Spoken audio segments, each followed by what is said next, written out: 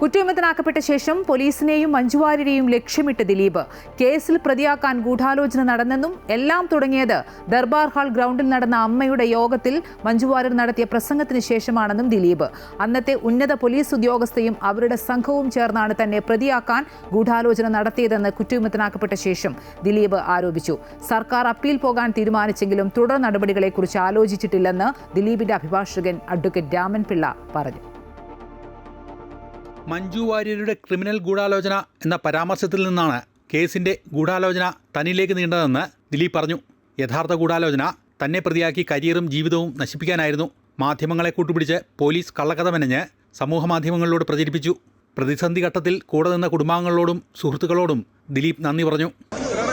ഈ കേസിലെ ക്രിമിനൽ ഗൂഢാലോചന ആ ക്രിമിനൽ ഗൂഢാലോചന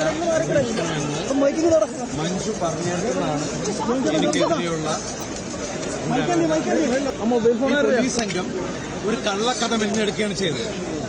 എന്നിട്ട് ഈ പോലീസ് സംഘം ചില മാധ്യമങ്ങളെയും അവർക്ക് ഒത്താശ ചെയ്തു കൊടുക്കുന്ന ചില മാധ്യമപ്രവർത്തകരെയും കൂട്ടുപിടിച്ച് ഈ കള്ളക്കഥ സാമൂഹ്യ മാധ്യമങ്ങളിലൂടെ പ്രചരിപ്പിക്കുകയും ചെയ്തു. ഈ കേസില് യഥാർത്ഥ ഗൂഢാലോചന എന്ന് പറയുന്നത് എന്നെ പ്രതിയാക്കാനാണ്.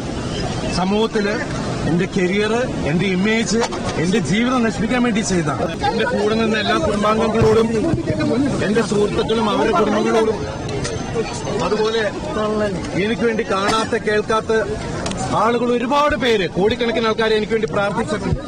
എന്നെ അത്രയും സപ്പോർട്ട് ചെയ്ത ഒരുപാട് ആളുകളുണ്ട്. അവരുടെ പേരെടുത്ത് പറഞ്ഞാൽ തീരില്ല. അവര് വിവിധ മേഖലയിലുള്ള ആളുകളാണ്. അവരോടെല്ലാം ഈ നിമിഷത്തിൽ ഞാൻ ആത്മാർത്ഥമായിട്ടുള്ള നന്ദി പറയുകയാണ്. വിചാരണയ്ക്കിടയിൽ 2 പ്രോസിക്യൂട്ടർമാർ ഒഴിവായത് കേസ് നിലനിൽക്കില്ലെന്ന പൂർണ്ണ ബോധ്യത്തിലാണെന്ന് അഡ്വക്കേറ്റ് രാമൻപിള്ള പ്രതികരിച്ചു. നീതിയുക്തമായ വിധി, തെളിവിൻ്റെ അടിസ്ഥാനത്തിൽ നീതിയുക്തമായ വിധി, കോടതി തെളിവുകൾ പരിശോധിച്ച് അതിൽ എടുക്കാൻ പറ്റിയ തീരുമാനം എടുക്കാമെന്ന് എനിക്ക് തോന്നുന്നു. ജഡ്ജ്മെൻറ്റ് കണ്ടില്ല. ഫൈനൽ വെർഡിക്റ്റ് കേസിൻ്റെ തെളിവിൻ്റെ അടിസ്ഥാനത്തിൽ കൊടുക്കുന്ന തീരുമാനമാണ്.